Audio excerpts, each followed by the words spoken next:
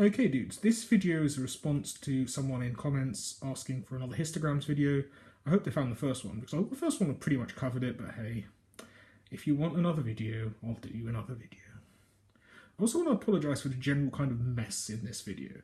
I bought myself a new fountain pen. If anyone knows me in real life, they know I'm a fountain pen geek.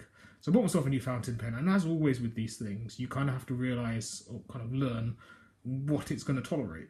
And when a fountain pen doesn't want to tolerate something, it puts ink everywhere. It's a lovely shade of ink, to be fair. It's a bit like the well, never mind. I'm not going to go start talking about fountain pens. We just don't need to. Let's talk about frequencies and histograms and things like that. So what do you have in a question? Generally, you will get half of a question, half of a table and half of a graph. I'm not going to do it this way. I'm actually going to go from the beginning, explain how it works, and if you want to see the half and half approach, watch the other video.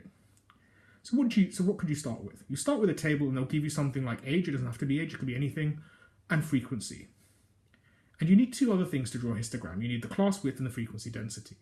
What is the class width? It is the size of the group that you've got on the left-hand side. So from 0 to 5, it's 5. From 5 to 15, that's 10 apart, so class width is 10. Hopefully not too much of a difficult concept. Then you've got frequency density, and what's that? That's just the frequency divided by the class width. All right, and you've got the formula in there. That table creates this graph. Well, obviously you'd use a ruler and all stuff like that, but you've got the important ideas here. Class width is on the x-axis, frequency density on the y-axis. Remember, x is horizontal, y is vertical.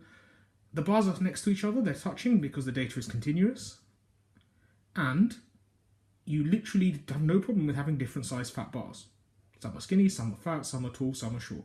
It is what it is. You go with the frequency density tells you. That's pretty much it.